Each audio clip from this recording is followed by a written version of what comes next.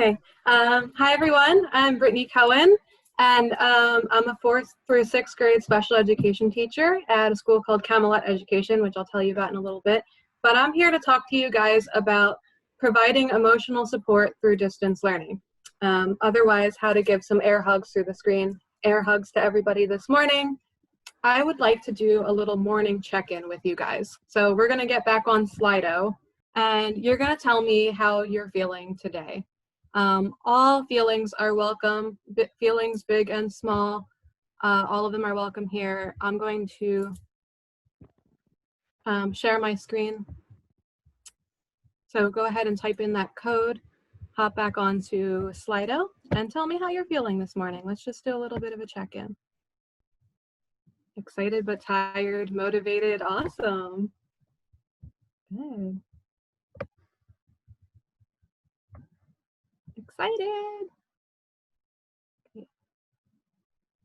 Content. I'm kind of feeling all of these things too. Overwhelmed yet positive. Absolutely. That's a big mood this morning, for sure. Anxious. Air hugs to anyone who's feeling anxious or overwhelmed. We're in this together. It's okay. Thank you guys for sharing. Sometimes it's not easy to share your feelings, and I appreciate you being so honest with me. It's awesome. And I'm super excited to be here talking to you guys. So nice big deep breath. Okay, so what brings me here? As Wallace was saying, I was connected to Wallace and Ryan through a friend of mine, through Samantha Fetchich, who does the Edu Magic podcast. And I was asked to contribute a few articles to SchoolRubric. And as Wallace was saying, one of those was on nonverbal communication. I work with inner city at-risk youth who need a lot of coping skills and need a lot of emotional support in the classroom. And so what's really important to me is experimenting with finding the best ways to provide that emotional support. And one thing that I experimented with was nonverbal communication. So I had gone long periods of time in the classroom teaching without saying a word. So just using nonverbal cues like pointing, tapping, writing on the board. And then it sort of became a routine with my students where they would learn without speaking. And that created a really calm, safe feeling in the classroom. And it started off with, I had kids who would argue and yell at each other and try to touch each other, who were doing that. And then once we started this nonverbal routine, they were sitting at their seats quietly, and they were, using their nonverbal cues with each other, and it became really fun, and it created this really great environment in the classroom. When the pandemic happened, and we started distance learning, I had tried to use nonverbal communication on the screen, and it really wasn't successful. So I needed to experiment again and figure out what was going to be the best way to create this calm environment through the screen, just like I would in the classroom. So I'm going to be sharing some of those things that I did as I was experimenting with ways to give air hugs through the screen. So I'm going to share some of these things with you. So first of all, I just want to give you a little bit of context about the school that I work at. So I work at Camelot Education, which is a therapeutic day school in Germantown. So we take in inner city at-risk kids who are mastery charter students, and they come to our school for smaller classroom settings and more emotional support and more staff available to do that. An example of the staff available in every single classroom is that we have a teacher and classroom counselor in every classroom. And if you look up here, this is me on the screen with my classroom counselor, Mr. Murph. He's got his little green glow about him there.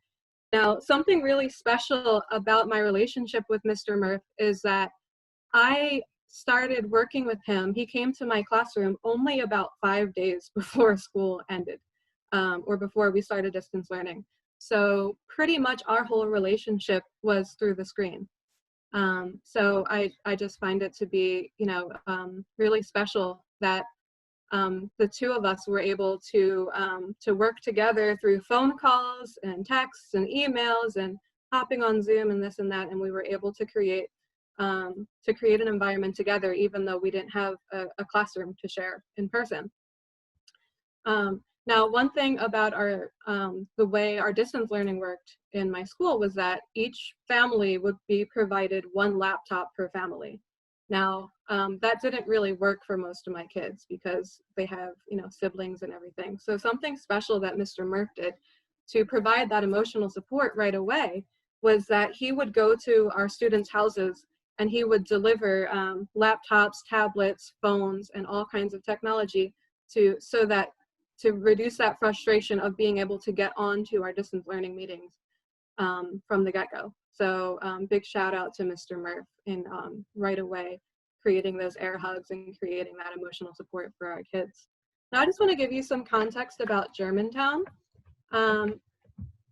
I've been living in Germantown almost a year now, and I find it to be a really, really friendly and protective place, and it really feels like home. It's got a lot of historic value. If you type in the history of Germantown, there's a lot of really great historic sites and a lot of really good things about it. But these are some things that really stand out to me about Germantown. So one is the food and the coffee. Can't go wrong with that. One of my favorite food places is this place called Germantown Espresso Bar. And it's, luckily for me, right across the street from Camelot. So they have really good breakfast sandwiches, really good coffee, and really good vibes. Because every time I go there, I see my coworkers. I run into them and I'm like, hey, you, and we get to hug, and it's really great. It really gives that feeling of community because you see people you know. Another great thing, the closest college campus is LaSalle University. I'm actually an alumni there, and it's kind of nice to know that that's so close by and that kids that live in this area have access to a college campus. Speaking of that, a lot of my kids live right near me, and I found that out recently when I was doing some home visits at the end of the year. And it's really nice that although we're far apart now because we can't be in the classroom now, I still feel so closely connected with them. Some other things are that there's a lot of free libraries. So there's the Joseph E. Coleman Library, which is also across the street from my school. And there's frequent and accessible public transportation. So I don't drive, so it's kind of nice to know that I can get on the bus and get to my kids and be with them. So those are some things that really stand out about Germantown. Okay, so what I want you guys to do now, and we can kind of go over this later, but go ahead in the chat, go ahead and type some positive things about yourself or about somebody else. And maybe we can look at those later, but just type in some positive things. You guys are doing great. Thank you for listening. I'm really happy to be here. Okay. Caring, nice. Yeah, anything. Feel free. It can be anything. Awesome, Ryan. Okay. So yeah, let's look at those at the end. All right. So this positive chat idea is something that I did to provide that emotional support and create a calm classroom environment on the screen right away. The platform that my school used for distance learning was Zoom. And I'm pretty sure you can use this on any platform, but that's what I'm most familiar with. So what I would do is, as my kids were coming into Zoom each morning and logging on, and I was taking attendance and there was that downtime, I would have them do the same thing. I would say, go ahead and type something in the chat, something positive about yourself or somebody else. And as you can see, here are some comments from those positive chats. These are actually from my Zoom session. So I'm good at my work, I'm good at football, I am nice, I help my class. This one always makes me really happy. I love to see my teachers smile. It's beautiful. So I would set the distance learning classroom meeting right away with this positive chat. And this was actually inspired, I have to give credit, it was inspired by a presenter from SchoolRubric from a while back, Allison Williams. She had mentioned positive comments in her presentation, and I loved that. So that Monday, I was like, I'm going to experiment with this. We're going to do this positive chat. And my kids like really rocked it. It became a really nice routine, just in setting.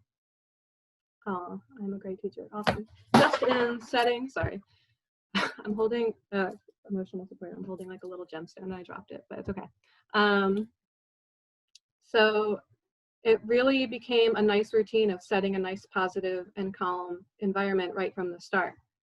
And not only that, but I started to see that eventually through these positive chats, there was a complete language transformation. As I had mentioned, like through the nonverbal communication, I had kids that were like yelling and arguing, and then they were able to kind of like work together in a nice positive way. This happened through my positive chats. So here are some examples of the language that was used in the chats, just the chats themselves, and how that changed through the positive chat routine. So there were things like, can I leave? When are we leaving? Can I smack him? I'm leaving. This is boring. A lot of like aggressive language. After we started getting to this routine, the language changed dramatically to, I've got my teacher's back. I've got everyone's back. I'll be accountable. I help my class. I love my class. And I started to realize that the class, the class meetings went from being less aggressive and more like protective and loving and emotionally safe. And my kids wanted to be there. At first they wanted to leave and then they wanted to be there. So definitely like using just the chat itself is a really good way to kind of set a good positive emotional tone.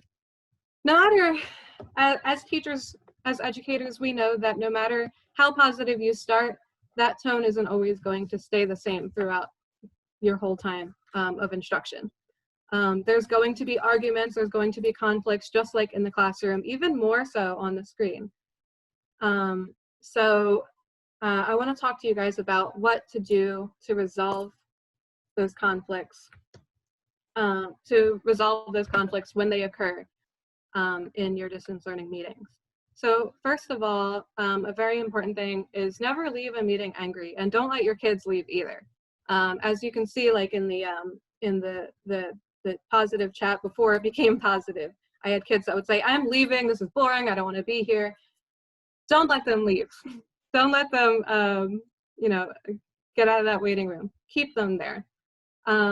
If you're seeing a conflict arise, put well-being over instruction. Stop your instruction, whatever you're doing, and give the space to process what's really going on. And I'm going to give you an example of how that worked in my own Zoom meetings. I was teaching in the midst, as we all were in the midst of the protests that were beginning, and in a world where there were a lot of conflicts that were not being well resolved, and arguments that were not being processed, and things like that. And I was trying to think of the best way to provide support to my kids and talk about that and have a conversation. And fortunately or unfortunately, they gave me an opportunity to have a conversation like that.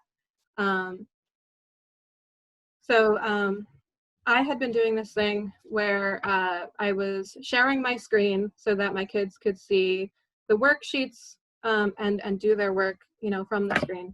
And one of my kids started scribbling on the screen during a math lesson, and we were just getting into the groove of it, and they were scribbling on the screen. And the kids who were like really sitting there trying to learn were getting really angry because they couldn't learn. And I was giving them prompts, hey, please, whoever's doing that, please, please hold off, like, don't do that. We can scribble on the screen at the end if we finish our instruction and all that. And they kept doing it. And it turned into that negative language of, I'm leaving, I don't want to be here, can I smack him? Whoever's doing that, I'm going to threaten them because they're taking away our learning and stuff like that. And in a time where there's so much conflict in terms of that, where, people are arguing and yelling and leaving each other and, not able to resolve conflicts and stop and process it, I wasn't going to let that happen with my kids. So I said, enough, nobody's leaving until we love each other. And I had kids who had already left and they were texting me, and I said, come on back, we're gonna talk about this. Everybody stay here, we're gonna talk about this. So I took the math worksheet off the screen and we sat and we just processed what was really going on. And it turned out that there were a lot of things that they were dealing with and this is how they were expressing it. So, you know, in the classroom, you don't have to worry about somebody scribbling on the screen to be able to get your math work done. So that was really frustrating that they didn't have that typical classroom experience. Everybody kind of just missed each other, and this was their way of expressing that. I had a kid who said, Miss Cohen, I just really miss hugs. So we stopped and we air hugged. And then after a while, you know, the conversation changed to something really positive. And I started saying, okay, give a shout out or an apology to somebody here. And so before I knew it, the kid who was scribbling on the screen apologized, and then another kid was shouting out that kid for being accountable, and it became a really valuable experience. So don't be afraid to use your distance learning time to resolve conflicts. Don't be afraid to stop instruction. You can always come back to that later. The important thing is the well-being of you and your students. So definitely provide that space to resolve conflicts through the screen. So here are some examples of how the whole scribble on the screen experience became something really positive too. So the student who was originally scribbling on my screen decided, I'm going to use this as a really great educational tool. And if you can look from on the top right, this is an example of like what our worksheets became. So he was actually like helping me write numbers on the screen. So he was giving me that emotional support, and he was helping everybody else learn because he was using that tool for educational purposes. These other screens, so they were able to eventually overcome the whole scribbling on the screen during instruction, and they earned the incentive of being able to just sit back and relax and scribble on the screen and draw and just talk about their feelings at the end of instruction. So these are some examples. That's a little cat that I made. I had one student who is so resilient, like he covered the whole entire screen in red. And so I would think that, I don't know if there's like art therapy people here, there's a lot to break down here. But yeah, it became a really positive thing. So don't be afraid to use those little tools on your platform for comfort and for incentives. Just like there's bound to be arguments and there's bound to be conflicts, there's also going to be meltdowns. Now, I know for me and for a lot of you out there, there's having to teach through the screen makes you feel kind of helpless in that way. You don't have staff members to take students out of the classroom or the ability to pull them aside when they're struggling or like a physical calm corner or anything like that. But I want to reassure you that there's really easy ways to provide a student who is having a meltdown or who is upset in your distance learning sessions to provide the privacy and the support that they need. So I'm going to tell you guys some things about that and give you some tips. So I'll tell you a little story about one of my students. I had a student who was he was on Zoom every day, but for about 3 days straight he was coming in crying, like full meltdown, hyperventilating, and because he was dealing with some stuff at home, just like a lot of our kids are, and he was having a hard time coping. So I, again, like, don't let anybody leave, let them stay, and process. So something that I did was I had said, hey, there's some other kids coming into the meeting. If you want some privacy, just go ahead and turn off your camera and unmute. And this was after he came on a little bit early, so we had some time to like take deep breaths together. And then I said, hey, there's some kids coming in, but you're welcome to stay. I'll just turn off your video and I'll turn off your audio, and you can come back when you're ready. So I didn't pressure him or anything. I just said, like, come back when you're ready. And in the chat, I even typed the prompt of take some deep breaths. It's okay. When you're ready, I'll turn everything back on. After about 5 minutes or so, he had said, okay, Ms. Cohen, I'm ready. And he was able to come back in and participate. So something really easy that you can do. to kind of provide this like virtual calm corner where they can't physically go to another space to calm down. All you really need to do is turn off their camera, turn off their audio, and try to talk to them as best as you can through the chat to guide them through it. It sounds really obvious. It's a really easy thing to do that I think in times of where we need to act fast, when we have kids that are having meltdowns or, you know, struggling, it's something easy that we can do. Now, trying to teach a handful of kids while typing to another kid who's having a meltdown can be really tough. It can be a hard thing to do all at once. So don't be afraid to reach out to staff. I know we're socially distanced. We're not in the same building as our staff members, but we can still reach out to them for support, just like we would in any other everyday distance learning or pandemic living. So with this particular kid, he was like really struggling every day. He was really struggling. So I had reached out to, in my school, we have therapists and team leaders who come and they come to our classrooms and they give a little bit more emotional support. So I had reached out to them and asked if they could help with this particular student. So I'd reached out to our therapist, Miss Allie, who's up here doing yoga with my kids in the top here, which is a really great thing that she did as well. And then to a team leader named Mr. Locke. So I just quickly texted them and said, hey, can you come into my Zoom and offer some support? Just like I would in the classroom where we used walkie-talkies to communicate. So instead of saying support, I would say, hey, support in my Zoom meeting, please. And they came and they were able to talk to him through the chat and provide the support that I couldn't offer because I was teaching everybody else. And they were able to also help him get back in and help him learn. So don't be afraid to text your coworkers and call your coworkers and get that support even through the screen. So I would say this is probably the greatest tip that I can give you, and the greatest thing that you can do during this time is to offer emotional support, not only during distance learning hours, but also outside of those hours.